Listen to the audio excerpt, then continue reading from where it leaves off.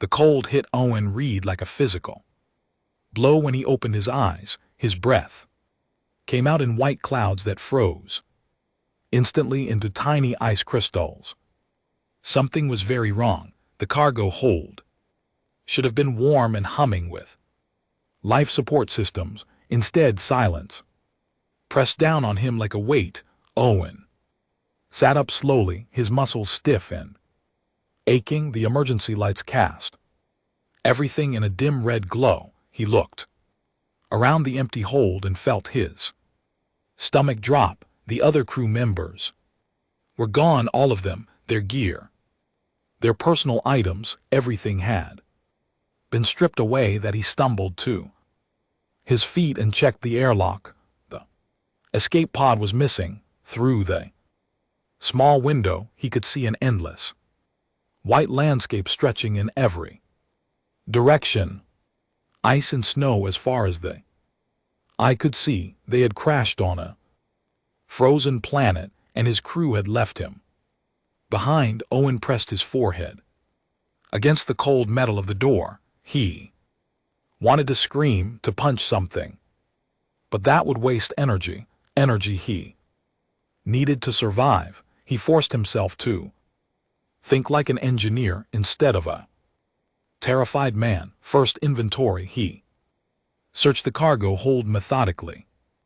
The crew had taken everything valuable, but they had left him the broken equipment, a portable heater that only worked for maybe 3 more days, some ration bars crushed and scattered on the floor, his tool kit, probably because it was too heavy to carry, an emergency beacon with a cracked display that flickered weakly. Owen sat down and ate one of the ration bars. It tasted like cardboard, but he chewed it slowly. Outside, the wind howled against the hull. The temperature gauge on the wall read 60 degrees. Without the heater, he would freeze to death in hours that he spent the next few hours trying to fix the beacon. His fingers were clumsy in the cold despite his gloves. The internal circuits were fried, melted by the crash impact. He would eat parts he did not have. He set it aside and looked out the window again. That was when he saw them. Massive shapes moving through the snow. At first he thought they were just ice formations, but then one of them moved. It had 6 legs, each one thick as a tree trunk. Its body was covered in what looked like crystalline armor that reflected the dim sunlight. The creature turned its head toward the crashed ship, and Owen saw eyes that glowed with an eerie blue light. There were more of them, a whole pack, maybe 10 or 12, circling the crash site. They were huge, each one easily the size of a ground transport vehicle. Owen watched as one of them opened its mouth and released a sound so low he felt it in his chest. Rather than heard it, the others responded, creating a rumbling chorus that made the ship's hull vibrate. Predators, of course. This frozen hell would have predators. The portable heater beeped, warning him that its power cell was down to 70%. Owen made a decision. He could not stay in a ship. When the heater died, this metal box would become his coffin. He needed to find another heat source. That he remembered his basic training about ice planets, volcanic activity. Some frozen worlds had volcanic vents that released heat from deep underground. If he could find one, he might have a chance. Owen gathered everything he could carry. The toolkit went on his back. He stuffed ration bars into his pockets. The broken beacon went into his jacket. He took the portable heater and held it close to his chest. Then he sealed his suit, checked his oxygen levels, and opened the airlock. The cold was beyond anything he had experienced. It went through his suit like he was wearing nothing. His exposed face burnt. His eyes watered and The tears froze on his cheeks. He stumbled forward into the snow, each step a battle against the wind. The creatures noticed him immediately. The pack turned as one, their glowing eyes fixed on him. Owen kept walking, running. Would just tire him out faster. He scanned the horizon, looking for any sign of volcanic activity. There in the distance, maybe half a kilometer away, he could see a faint shimmer in the air. Heat distortion. Owen changed direction, heading toward it. Behind him he heard the crunching of snow. The creatures were following. He did not look back. Looking back would not help. He just walked 1 foot in front of the other, while the wind tried to knock him down, and the cold tried to freeze him solid. His lungs burnt. The thin atmosphere made every breath a struggle. His legs felt like lead weights. The heater in his arms was the only warm thing in the entire universe. He focused on that warmth and kept moving. The creatures got closer. He could hear their breathing now, deep and rumbling. They were right behind him. Owen prepared himself for the attack, but it never came. They just followed, keeping pace with him, watching. After what felt like hours, Owen reached the heat source. Cave opening in a rocky outcrop with warm air rising from inside. He could feel it even through his suit. He stumbled into the cave and collapsed against the wall. The creatures stopped at the entrance. They did not follow him inside. They just stood there watching. With those glowing blue eyes, the alpha, a massive female with scars across her face, tilted her head as if studying him. Owen managed a weak laugh. He was alive for now. He was alive. Owen woke to the sound of clicking. His whole body ached from sleeping on cold stone. The cave was warmer than outside, but not by much. Heat rose from somewhere deeper in the cave system, carried by air currents that smelled of sulfur and minerals. The clicking sound came again. Owen turned his head slowly and saw one of the creatures of the cave entrance. Not the big scarred one, but a smaller one. Maybe a juvenile. It was making the clicking noise with its teeth while staring at him with those unsettling blue eyes. Owen sat up carefully. The creature did not move. It just kept watching and clicking. After a moment, it turned and walked away, disappearing into the snow outside. That he checked his supplies. 2 ration bars left. The portable heater was down to 40% power. Maybe 1 more day of heat if he was lucky. His oxygen recycler was working fine, but the battery would not last forever either. He needed a real solution, not just temporary fixes. Owen stood and explored deeper into the cave. The passage sloped downward, and the air grew warmer with each step. His engineering mind started working through the problem. Heat rising from below meant geothermal activity. If he could find a source and build something to capture that heat, he could survive indefinitely. The passage opened into a larger chamber. Cracks in the floor glowed with a faint red light. Owen knelt and held his hand over one of the cracks. Warm air flowed up from the depths. He smiled for the first time since the crash. This would work. That he went back to the entrance and studied the rocks around the cave mouth. Volcanic stone, dark and porous, it would hold heat well. Owen pulled out his tools and started working. He used a plasma cutter from his kit to shape the rocks, stacking them carefully around the warm air vents. The work was exhausting. The thin atmosphere made him dizzy. His hands shook from hunger and cold, but Owen kept going because stopping meant dying. He built a crude Oven structure, 3 walls of stacked volcanic rock with an opening at the top. To let the heat rise, the warm air from below flowed through the structure, and the rocks began to radiate heat. It was not perfect, but it worked. Owen sat next to his creation and felt warmth seep into his bones.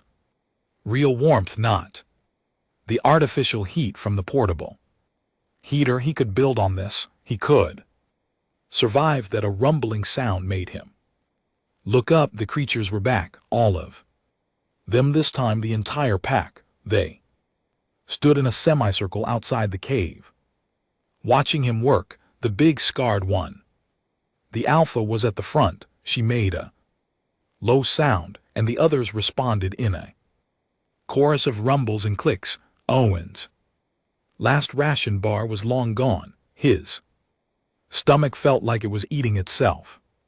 He noticed the creatures would occasionally leave the area and return with prey, frozen carcasses of smaller animals they would eat in front of the cave, tearing into the frozen meat with their sharp teeth. An idea formed in Owen's mind, a desperate, probably stupid idea, but he was out of options. He watched the pack until they left one of their kills unattended, then quickly grabbed a piece of the frozen meat. It was rock hard and covered in ice crystals. Back at his oven, he placed the meat on top of the hot rocks. Smell of cooking meat filled the cave as the frozen flesh thawed and began to sizzle. Owen's mouth watered. He had not realized how hungry he was until that smell hit him, but more importantly, the smell traveled outside. The creatures returned. The alpha approached the cave entrance, her massive head swinging low. As she sniffed the air, she made a sound Owen had not heard before, something between a growl and a question. The other creatures gathered behind her, all of them focused on the cooking meat. Owen knew this was the moment that would determine everything. He took the cooked meat off the hot rocks and held it up so the alpha could see it, then moving slowly, he tossed it toward her. The meat landed in the snow a few feet from the alpha. She sniffed it, then looked at Owen. Her blue eyes seemed to glow brighter than she ate it. One bite and the meat was gone. She made another sound, this one definitely different. The other creatures pressed forward. Interested, Owen grabbed another piece of frozen meat from their kill and placed it on the hot rocks. While it cooked, the pack waited. They did not attack, they did not threaten, they just waited, watching the meat cook with what Owen could swear was curiosity. When it was done, he tossed it to another member of the pack, then another piece, then another. He cooked until his arms were tired, and the creatures ate every piece. They had never tasted cooked food before. They had lived their entire lives on this frozen planet, eating frozen prey, never knowing that food could be warm. The alpha made a deep, rumbling sound and turned away from the cave. The pack followed her into the snow. Owen watched them go, confused. Had he just wasted his only food source? An hour later they returned. The alpha dragged a fresh kill, a large six-legged herbivore of some kind. She dropped it at the cave entrance and looked at Owen. Then she sat down in the snow and waited. Owen understood. A trade. They would bring him food and he would cook it for them. He laughed, the sound echoing in the cave. He had just negotiated with alien predators using nothing but a rock oven and cooked meat. That he got to work cutting meat and cooking on his oven. The pack gathered around the cave entrance, and for the first time since the crash, Owen did not feel alone. 3 weeks passed in a rhythm Owen never expected to find on a frozen death world. The creatures brought kills every few days, and he cooked the meat for them in exchange. They left him alone and seemed to guard the cave entrance. He named the Alpha Glacier because of the way ice formed on her crystalline armor in intricate patterns. Owen spent his days improving the oven system. He built 3 more structures using volcanic rocks, each one positioned over a thermal vent. The caves grew warmer. He even managed to create a crude shelter using rocks and packed ice, engineering it to trap heat inside. His background in thermodynamics finally proved useful for something other than fixing broken ship engines. The pack's behavior changed too. At first they kept their distance, only approaching for food, but gradually they started spending more time near the caves. The younger ones were especially curious. They would sit at the entrance and watch Owen work for hours there, heads tilting when he used his tools. One afternoon, Owen noticed Glacier watching him struggle with a heavy rock. He was trying to position it over a new vent, but it was too big for him to lift alone. Glacier made a low, rumbling sound, then walked into the cave. Owen froze, suddenly very aware that this creature could kill him with one bite, but Glacier just walked past him to the rock. She lowered her head, pushed her snout under it, and lifted. The rock rose easily. She looked at Owen and made another rumbling sound, clearly asking what to do next. Owen pointed to the spot where he wanted it. Glacier carried it there and set it down gently. After that, she started helping regularly. When Owen needed rocks moved, Glacier would do it. When he needed to dig deeper into the cave floor to reach warmer air, she would use her claws. Other pack members began helping too. They brought not just food, but interesting rocks. They found pieces of metal from other crashes, anything they thought might be useful. Owen realized these creatures were far more intelligent than he had initially thought. They communicated through complex system of rumbles, clicks, and subsonic vibrations. He started to understand some of it. A certain rumble meant danger, another meant food. Specific clicking pattern meant curiosity. The emergency beacon remained broken, but Owen kept working on it. He had salvaged some components from the crashed ship, making dangerous trips through the freezing wind while the packs circled protectively around him. Slowly the beacon was coming back together. Then the weather changed. Owen woke one morning to a sound like a freight train. The wind outside had increased to a scream. Snow flew past the cave entrance in horizontal sheets. The temperature dropped so fast that ice formed on the cave walls despite the heat from the ovens. The pack appeared, all of them pressing into the cave system. They were agitated, making distress sounds. Even Glacier looked worried, her eyes darting to the entrance. Owen understood. A massive storm was coming, something even the creatures feared. He worked quickly, building barriers at the cave entrance to keep the wind out while still allowing airflow. The pack helped, using their bodies to block the worst of the wind while Owen positioned rocks. Together they created a defensive wall against the storm. The blizzard lasted 4 days. The temperature outside dropped to levels that would freeze exposed flesh in seconds. Owen's oven system was pushed to its limits. He had to constantly adjust the heat flow, making sure the cave stayed warm enough for both him and the creatures. During those 4 days, he learned something important. The pack was not just using him for cooked food. They were cold 2. The planet was getting colder even.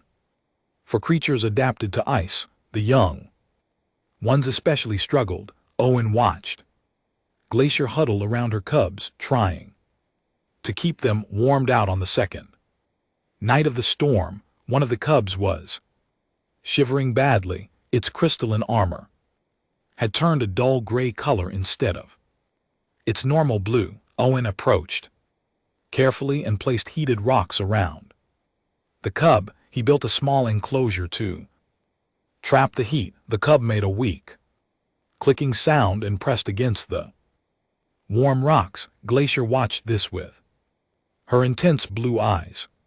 When Owen stepped back, she made a sound he had never heard before. It was softer, gentler. She touched her head to his shoulder just for a moment, then returned to her cubs. HFY the fourth day, Owen had expanded his oven network throughout the entire cave system. Every chamber had heat sources. The pack spread out, each family group claiming a warm spot. The caves became a shelter for all of them, human and alien alike. When the storm finally broke, Owen stood at the cave entrance and looked out at a transformed landscape. The snow had drifted into mountains. Ice covered everything in a thick glaze. The crashed ship was completely buried, but the caves were warm and full of life. Glacier stood beside him, her bulk blocking half the entrance. She made a rumbling sound and gestured with her head toward the horizon. Owen looked and saw dark shapes in the distance, large shapes moving through the snow. More creatures, but these were different. Longer, serpentine with too many legs. They moved wrong, their bodies undulating in a way that made Owen's skin crawl. Glacier growled, a sound of pure aggression. Owen understood these were the things the pack had been protecting him from, predators that hunted in the deeper ice. And now, driven by the storm, they were coming closer. He looked at his oven system, at the pack gathered in the warm caves, at Glacier standing ready to defend this place. He had built more than a survival shelter. He had built a home, and he would defend it. Owen went to his tools and started planning. If predators were coming, they would need defenses, and he knew exactly how to build them. The explosion echoed across the frozen wasteland. Owen looked up from his work, shielding his eyes against the snow glare. In the distance, smoke rose from a fresh crash site.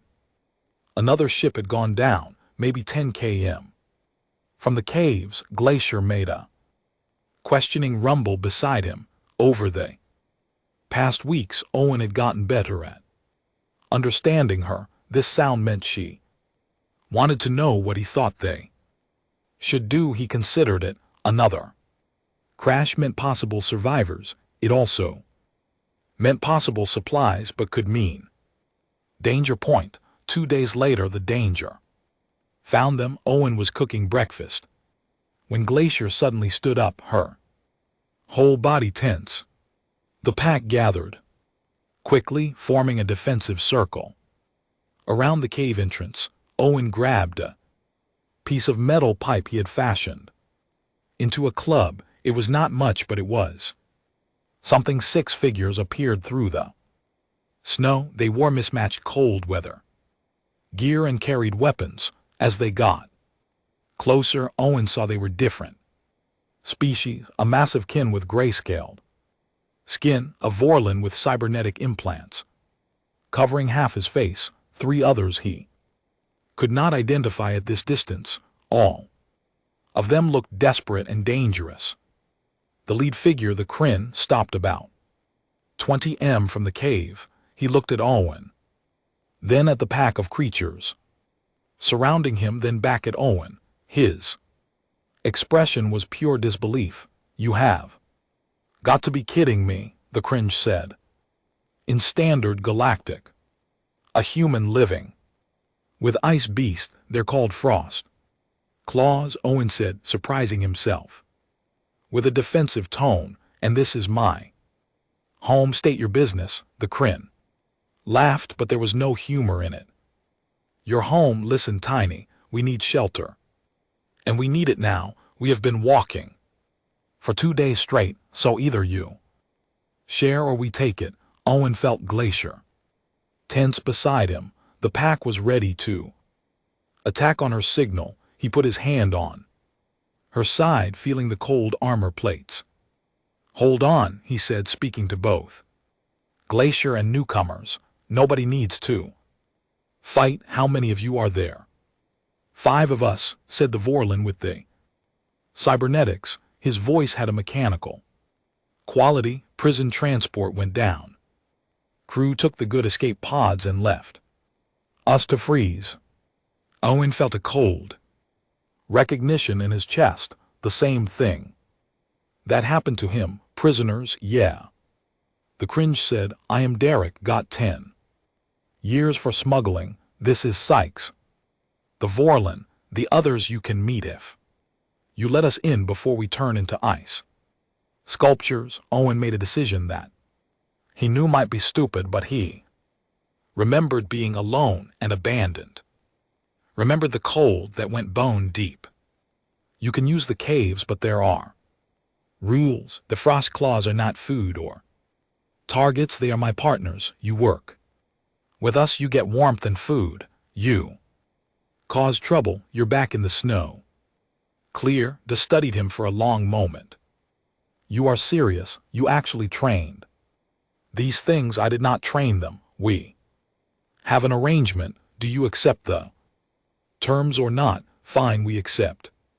Owen signaled to Glacier. She made a low rumble and the pack opened a path to the cave entrance. The 5 prisoners walked through slowly, their eyes on the frost claws the whole time. The first few days were tense. The prisoners stayed in one section of the caves while Owen and the pack stayed in another, but cold and hunger have a way of breaking down barriers. Sykes was the first to approach Owen with questions about the oven system. This is actually brilliant, Sykes said, examining the rock structures. You are using thermal convection and heat retention. Basic engineering, but effective. With the right materials, we could improve this. What kind of materials? Owen asked. Prison transport had thermal regulators in the engine room. They are designed for extreme environments. If they survive the crash, we could adapt them. Owen and Sykes spent a week salvaging parts from the prison transport. Dare came along too, mostly because he was bored. The Kryn turned out to be surprisingly good at spotting useful materials. Together they brought back enough equipment to transform the cave system. The ovens became more efficient. They built proper heat exchangers and insulated the caves better. The temperature rose to almost comfortable levels. Even the frost claws seemed pleased with the improvements, spending more time in the deeper chambers where it was warmest. One of the other prisoners, a female Corin named Rena, had medical training. When Owen developed a nasty cough from breathing the cold air for too long, she treated him with supplies from the prison transport's medical kit. The infection would have killed him without help. Why are you helping me? Owen asked her while she checked his breathing. Because you helped us, Renee said simply. We were dead out there. You gave us a chance. You were being transported to prison.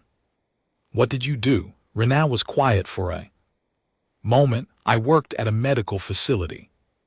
When I found out the company was selling fake medications to poor colonies, I reported them. They had me arrested for theft and slander. Corporate law wins over truth. Owen learned similar stories from the others. Sykes had hacked a Government database to expose. Corruption. Derek had smuggled food to a blockaded planet. They were not monsters, they were people who had crossed the wrong powerful figure's point. 2 months after the prisoners arrived, they had transformed the caves into a real settlement, living quarters, a communal eating area, workshops. The Frost Claws and the various aliens lived together in something that resembled harmony. Glacier cubs played with the younger prisoners, chasing each other through the warm chambers. Owen was working on the emergency beacon when Sykes approached him with a serious expression. Got it working, Owen said proudly. We can send a signal now. Sykes nodded slowly. That is what I want to talk about. When that signal goes out, responders will come. They will see prisoners. We will be arrested again. Owen had not thought about that. He looked around the caves at the home they had built together. Then maybe we do not send a rescue signal. Maybe we send something else. Owen modified the beacon to send a commercial signal instead of a distress call. He offered salvage rights to both crashed ships in exchange for supplies. A cargo hauler responded. Within a week, the captain, a grizzled Taurine named Hollies, was suspicious but interested in profit. Let me get this straight, Holly said over the comm link. You want me to bring you building materials, power cells, and food supplies. In exchange, you give me 2 wrecked ships worth of salvage, and you're living with escaped prisoners and alien predators. That about covers it, Owen said. You are insane. I love it. Deal. The supplies arrived in 3 shipments. Hollies kept his word, asking no questions and filing no reports. Owen suspected the Taurine captain had his own reasons for avoiding official channels.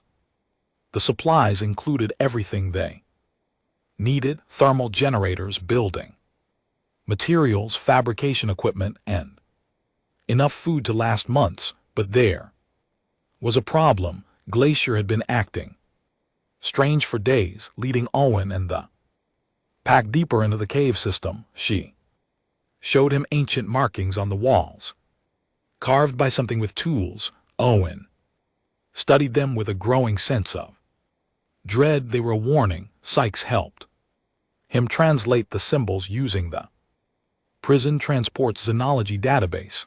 The message was clear. Every few hundred years, this planet experienced a deep freeze. The temperature would drop so low that even the volcanic vents would not provide enough heat. The surface would become completely uninhabitable for months. According to these markings, the last deep freeze was 273 years ago.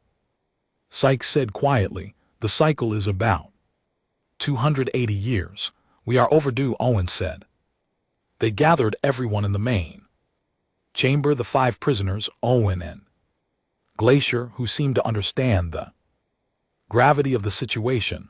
Owen explained what they had found. So we have 2 options, Dar said. We can signal for evacuation and hope whoever comes does not arrest us, or we can try to survive something that wiped out the last civilization on this planet. There's a 3rd option, Owen said. He pulled up schematics on a salvage data pad. We go deeper, way deeper. We build a facility around the main geothermal source, insulate it properly, and ride out the freeze underground. Renat looked at the plans doubtfully. That is a massive construction project. We have maybe a month if the weather patterns are any indication. We do not have the manpower. We have the frost claws, Owen said. They can dig better than any machine, and they need this as much as we do. Look at Glacier's cubs. They're already Struggling with the cold, the deep freeze will kill them. Glacier made a rumbling sound of agreement. She understood more than she should. Owen sometimes wondered if these creatures have been uplifted by the previous civilization or if they had always been this intelligent. They started digging. The next day, the frost claws excavated, while the prisoners and Owen used the fabrication equipment to build support structures. They worked in shifts around the clock, racing against time and temperature. The thermal generator they installed was a monster designed to power a small city. Owen and Sykes modified it to draw heat directly from the planet's manhole. The engineering was complex and dangerous, but they had no choice. 3 weeks into construction, the temperature began to drop sharply. Ice storms became daily occurrences. The frost claws grew sluggish, their movements slower. The cubs stopped playing and huddled together. For warmth, we need to seal ourselves in, Sykes said, checking the weather data. The deep freeze is starting.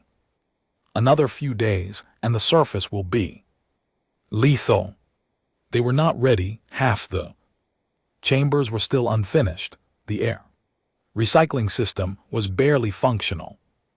But they were out of time. Everyone moved into the deep facility, carrying whatever supplies they could. The frost claws came last, Glacier herding her pack into the warm depths. Owen sealed the entrance using a combination of ice, rock, and metal plating. The last thing he saw before closing the final hatch was the surface temperature reading -140 degrees and dropping. Inside the facility, they huddled around the massive thermal generator. The heat it produced was intense, almost uncomfortable, but it kept them alive. The walls shook as surface winds reached speeds that could tear through metal. They heard ice cracking, rocks shattering.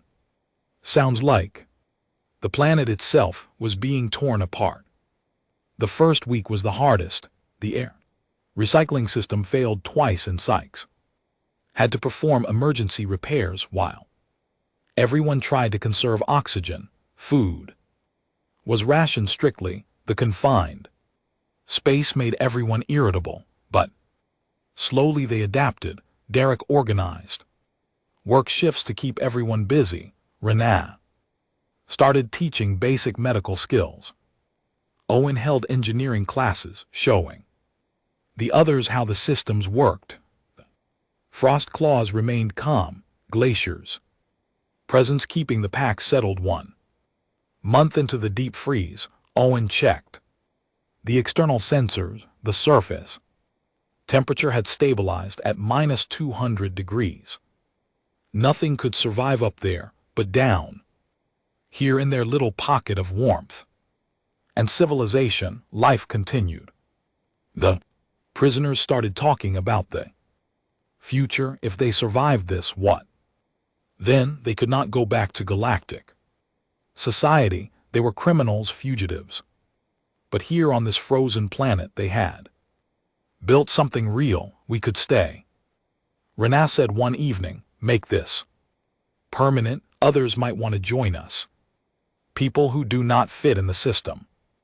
People who need a second chance. Owen thought about the crew that had abandoned him, about how their cruelty had led to all this, about the family he had found in the most unlikely place.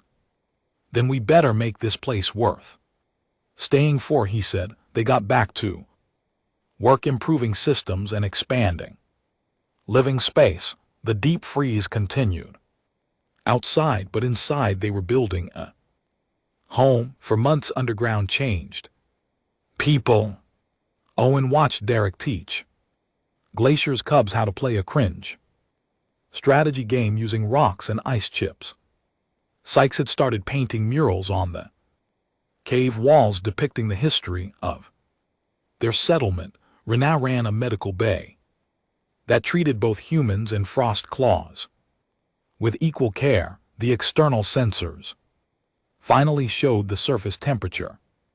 Rising, the deep freeze was ending. They waited another week to be safe. Then, Owen and Sykes suited up and opened the outer hatch. The world outside was transformed. The snow had compressed into solid ice sheets. Rock formations had been scoured smooth by wind, but the sky was clear and sunlight reflected off the ice in brilliant patterns. It was deadly and beautiful. We survived, Sykes said, his mechanical voice full of wonder.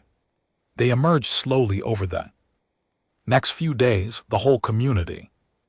Together, the frost claws bounded across the ice, celebrating their freedom. The cubs had grown during the months. Underground, almost adult Sis now. Glacier stood on a high ridge and made a triumphant roar that echoed for Killam. Owen activated the beacon with a new message, not a distress call or a salvage offer, an invitation. He explained what they had built and what they offered, a home for those who had nowhere else to go. The response was silence for weeks. Then a small transport ship landed near the settlement. A family of Quellan refugees emerged, displaced by a corporate war. They had lost everything and heard Owen's message while drifting between stations. Is it true? The father asked. You take anyone. No questions about background or species. Only question that matters is whether you are willing to work together. Owen said, can you do that? The family stayed. More came after them, a group of miners who had been blacklisted for organizing union scientists whose research had been stolen by her university, 2 human siblings who had deserted from a corporate military. Each one had a story of being abandoned or betrayed by the system. The settlement grew. They excavated more chambers and installed additional thermal generators. The frost claws helped with construction, their strength and intelligence making them invaluable. Glacier became a guardian of the settlement, her pack patrolling the surrounding ice for dangers. Owen's original oven designs became the template for the settlement's heating system, simple, efficient, built from local materials. Visitors from other colonies came to study them, and Owen taught anyone who wanted to learn. The settlement began producing heat-forged metals created in specialized ovens that used volcanic heat. The unique properties made them valuable for trade. 2 years after Owen had been abandoned on this frozen world, Frost 7th Station was officially recognized as an independent colony by the Galactic Assembly. The vote was controversial, but they could not deny the settlement's success. 300 residents from 40 different species living in harmony with native wildlife.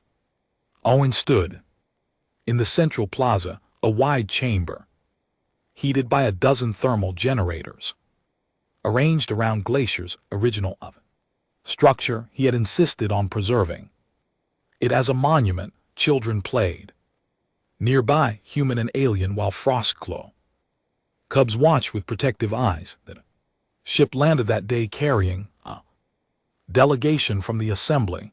They wanted to inspect the settlement and verify the claims in Owen's reports.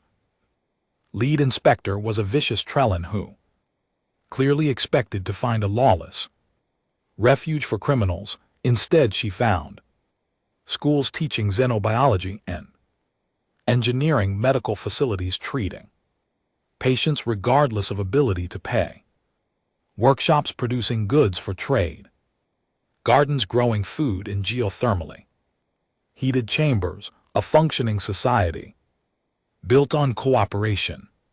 This is impossible, the inspector said, watching Glacier help move construction materials. For a new residential block, you have domesticated one of the galaxy's most dangerous predators. We did not domesticate anyone, Owen corrected. We became partners. There is a difference. The inspector left with a positive report, though Owen suspected she still did not understand what they had built. But that was fine. They did not need external validation. That evening, Captain Hollis arrived with his cargo hauler. The Taurine had become their primary trade partner, keeping them supplied in exchange for their unique metal work. He joined Owen in the plaza, both of them watching the settlement's evening routines. You know, the company that abandoned you declared you legally dead 6 months after the crash, Hollis said casually. They collected the insurance payout for a lost crew member. Owen had expected something like that. Does not matter. I'm more alive than I ever was working for them. Fair enough. Got something interesting this time. Message came through official channels. Your old captain wants to visit, says he wants to apologize. Was quiet for a long time. He thought about the cold, the desperation, the certainty that he would die alone, but he also thought about Glacier, the community they had built, the purpose he had found. Tell him he can come if he wants, but he will have to wait his turn like everyone else. We have 3 refugee ships arriving next week and housing is tight. Hollis laughed. You have gotten hard engineer. No, Owen said, just found out what actually matters. Glacier approached and settled beside Owen, her massive bulk radiating warmth. One of her cubs brought him a piece of heat forged metal, a practice piece from the workshops. Owen accepted it with thanks, knowing it was an offering of friendship, but he looked around at the settlement, at the people who had found second chances here, at the unlikely partnership between species that should have been enemies. The ovens he had built from desperation had become the heart of a community. Sometimes Owen thought being abandoned was not the end. Sometimes it was just the beginning of something